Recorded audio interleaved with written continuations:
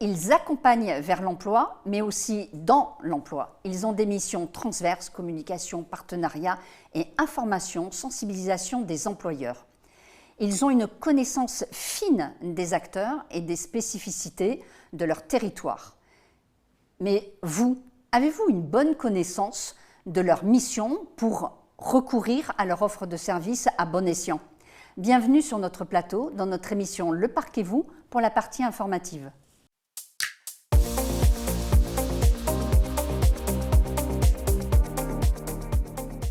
Bonjour Elisabeth, tu es la directrice générale de Cap Emploi 95. Merci surtout d'avoir accepté notre invitation. Alors, pour commencer, deux organismes, un créé en 1975, EPSR, et l'autre en 1987, OIP, donnent naissance en 2000 à Cap Emploi en tant qu'organisme de placement spécialisé. Si je ne me trompe pas, dans les dates, Qu'est-ce que c'est exactement alors aujourd'hui Cap Emploi ? Alors effectivement, pas d'erreur dans les dates. Cap Emploi aujourd'hui, c'est ce qu'on appelle un opérateur de placement spécialisé qui est membre du service public de l'emploi. Et notre expertise, c'est la relation emploi et handicap. Donc notre mission, c'est d'accompagner vers l'emploi, mais aussi dans l'emploi, les personnes en situation de handicap et les employeurs qui souhaitent recruter ou maintenir leurs salariés dans l'emploi. J'aimerais que nous fassions un focus sur des informations que j'ai lues, information et sensibilisation aux employeurs. Alors au-delà des actions décrites dans le protocole employeur national, le Cap Emploi, mais également en œuvre, actions proactives, alors lesquelles et comment y participer, de l'information et du conseil à la compensation pour répondre à des besoins de recrutement, de maintien dans et en emploi et d'évolution professionnelle. Concrètement, comment ça se déroule et qui contacter? Donc, premier, lesquels et comment participer aux actions proactives? Alors, nos actions proactives, elles sont en faveur du recrutement de personnes en situation de handicap, elles sont en faveur de la réponse aux besoins des employeurs d'un territoire, elles sont construites, avant tout, co-construites avec les employeurs eux-mêmes et avec les partenaires. Pour exemple, des actions de recrutement inversées, des méthodes de recrutement plus innovantes pour mettre en avant des talents et aussi pour mettre en lumière des secteurs d'activité qui ont du mal à recruter, qui ont du mal à marketer leur métier. Donc j'ai envie de dire que ces actions proactives, elles se construisent, elles se co-construisent avec les employeurs et on fait du sur-mesure en fait, c'est là notre force. Alors justement tout à l'heure on disait de l'information, du conseil à la compensation pour répondre à des besoins de recrutement, mais concrètement comment ça se déroule? Qui contacter? Alors, qui contacter? On a un numéro de téléphone départemental qui permet de contacter directement les services de Cap Emploi. On a un site internet aussi Cap Emploi 95, mais il y a un site d'information Cap Emploi national.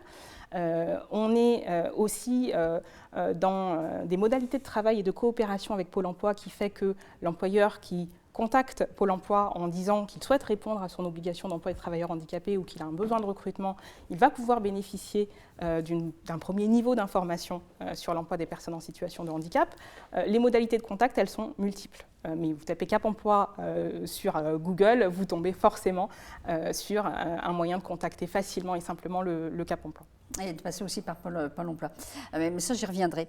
Comment développer une politique d'emploi des travailleurs handicapés au sein de son entreprise? Alors, si je te pose cette question, c'est parce qu'en France, on parle de handicap, alors que par exemple, et j'étais entendu y faire référence une fois, aux États-Unis, on parle de différence. Donc, je rajouterai en plus, comment change-t-on le regard? Alors, on change le regard de différentes manières. On change le regard en parlant, en communiquant, en sensibilisant, en informant. On change le regard par des actions. Il y a des actions nationales. Chaque année, il y a une semaine européenne pour l'emploi des personnes en situation de handicap. Il y a le Duo Day qui permet d'intégrer pour une journée au sein d'une entreprise une personne en situation de handicap. On est sur de la connaissance réciproque, de l'interconnaissance et du handicap et de l'entreprise. Donc voilà, ce sont toutes ces actions de sensibilisation, d'information qui permettent de changer le regard, qui permettent aussi de mettre l'accent auprès des employeurs, mais aussi de tous les acteurs d'un territoire sur le fait que quand on recrute, on part d'un besoin de compétences. On part d'un besoin de compétences et on propose une rencontre entre un profil de compétences et un employeur. Les conditions d'exercice du poste, c'est notre expertise et ça vient ensuite. C'est ce qu'on appelle la compensation du handicap, tu en as parlé tout à l'heure. Oui. Donc nous, on va travailler sur la compensation du handicap quand la situation de handicap fait qu'il y a des besoins particuliers. C'est une minorité des situations des personnes en situation de handicap. Oui, parce que dernièrement, et on en parlait juste avant de démarrer cette vidéo, il n'y a que 20% l'handicap qui est visible. Et je crois qu'il y a dans ces 20%, il n'y a que 2% en fauteuil roulant et 80% d'handicaps qui sont complètement invisibles. Tu disais changer le regard, voilà comment on peut procéder, mais ce que j'ai beaucoup apprécié, c'est que toi, tu places compétence avant handicap. Et comme me le disait dernièrement un chef d'entreprise, moi, je ne recrute pas une personne qui a un handicap, je recrute des compétences. Oui. Oui. Donc, pour toi, c'est important de mettre d'abord en avant les compétences et après de voir en effet si les personnes matchent avec ce besoin en compétences. Tout à fait. C'est important de mettre d'abord en avant les compétences, la personne, ce qu'elle a à proposer, ce qu'elle a à vendre, et de voir s'il peut y avoir adéquation entre le besoin d'un employeur et le profil de la personne. Tu citais tout à l'heure les États-Unis, où on parle plus de différence que de handicap. Je pense qu'on souffre en France de la vision historique du handicap, des gueules cassées, voilà, et du coup de cette vision qui était relativement péjorative. Et nous, notre mission, alors on l'a fait avec les partenaires du territoire, on le fait avec Pôle emploi, on le fait avec les services de santé au travail, on le fait avec tous les partenaires de l'emploi et de la formation, c'est de remettre la personne et les compétences au cœur du sujet.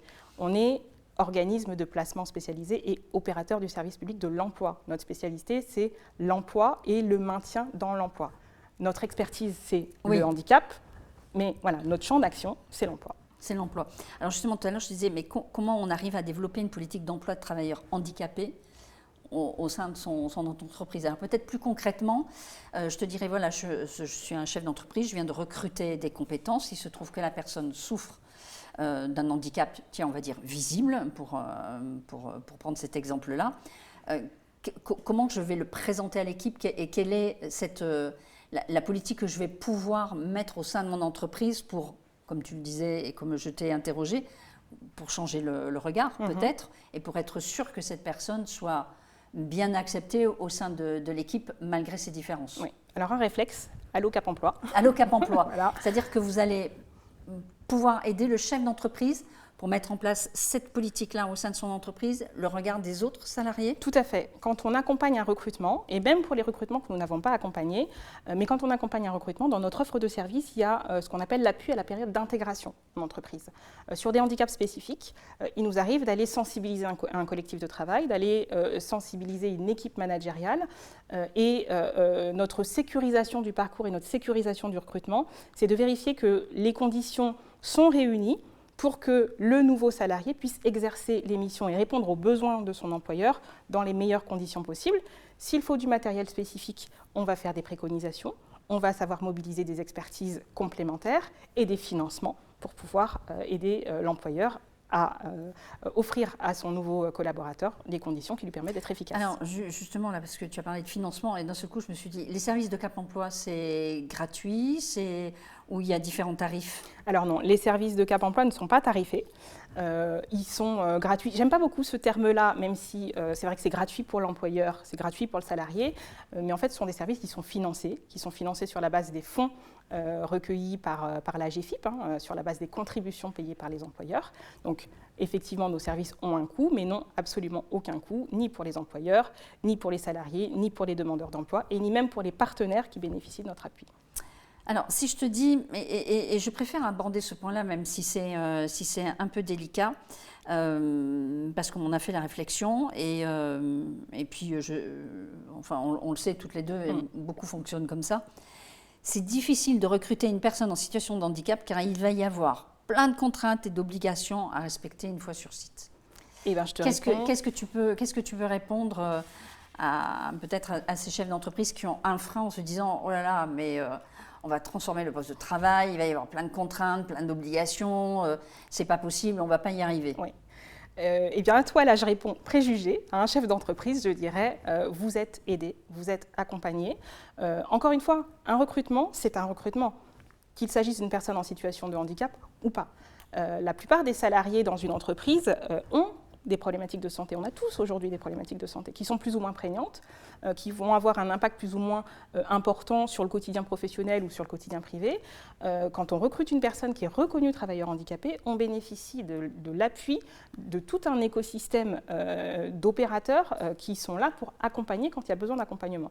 Donc j'ai envie de répondre aux employeurs, non, ce n'est pas plus compliqué de recruter une personne en situation de handicap que de recruter un collaborateur qui n'est pas reconnu travailleur handicapé. On a plus d'aide pour le faire.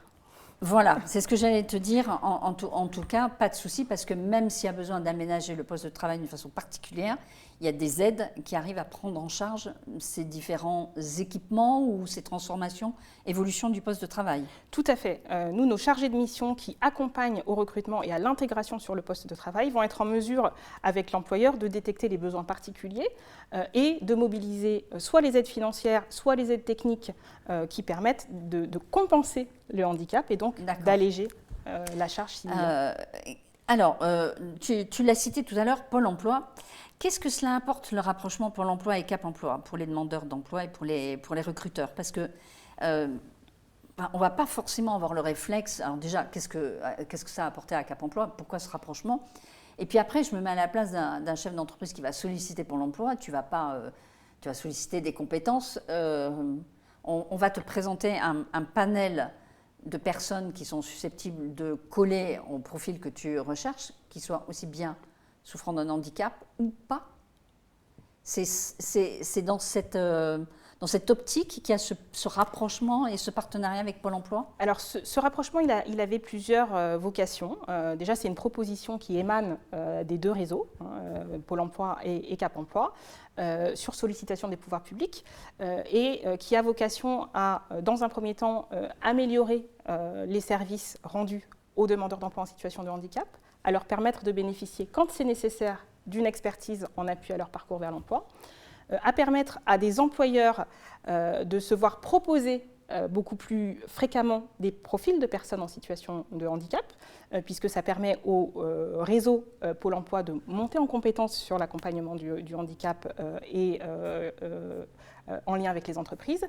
Ça a permis à Cap emploi de partager les mêmes outils que Pôle emploi. Donc, on a accès au même système d'information, on reçoit le public au sein des agences Pôle emploi et du coup, on partage aussi nos équipes employeurs respectives, travaillent ensemble sur le traitement des offres d'emploi. D'accord.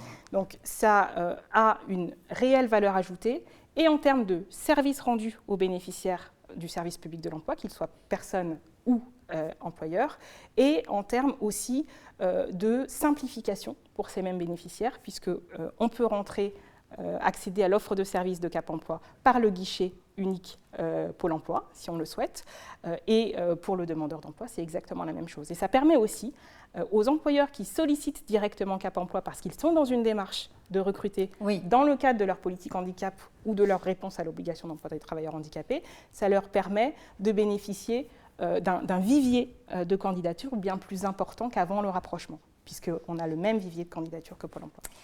J'aimerais aussi évoquer avec toi tous les pôles au sein de Cap emploi, parce que j'ai vu, il y a orientation, il y a les conseillers, le pôle, on va dire, accueil, parcours, médiation, emploi, maintien. Vous avez combien de pôles en fait à Cap emploi? Alors la particularité de Cap emploi, c'est qu'on propose une offre de service qui est globale. Une offre de service qui est globale, qui peut être sollicitée tout au long du parcours d'un actif occupé.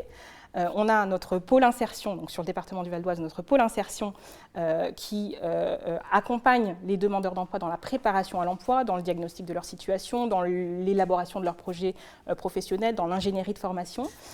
On a notre pôle médiation emploi qui va être spécialiste de l'offre de services aux employeurs et qui va accompagner des demandeurs d'emploi, souvent en modalité collective, sur la préparation au recrutement, la préparation des entretiens, sur aussi de la promotion de profils vis-à-vis des employeurs. Je vais t'interrompre quand tu dis préparation à l'entretien. C'est vrai que certains dirigeants m'ont dit on ne sait jamais quelle attitude avoir avec quelqu'un, par exemple, qui est en fauteuil roulant. Est-ce qu'il faut s'accroupir? Est-ce qu'il faut rester debout? Est-ce qu'il faut s'asseoir en face de lui? Donc, je mets le doigt sur préparation au recrutement, c'est-à-dire que vous allez même aborder si le chef d'entreprise vous demande, mais quelle attitude, moi, quel comportement, quels sont les propos, il y en a qui ont peur aussi en disant, mais est-ce qu'il y a des propos qu'il faut que j'évite, est-ce qu'il faut que j'ai telle attitude plutôt qu'une autre? Donc vous arrivez même à préparer le dirigeant par rapport à ce... S'il sollicite notre appui sur cette préparation, bien évidemment, ça fait partie de notre offre de service, ça fait partie de notre rôle de conseil et de notre expertise. Certains dirigeants d'entreprises ou recruteurs souhaitent aborder le recrutement de manière tout à fait autonome et bien évidemment, c'est leur choix, c'est leur compétence, c'est leur entreprise.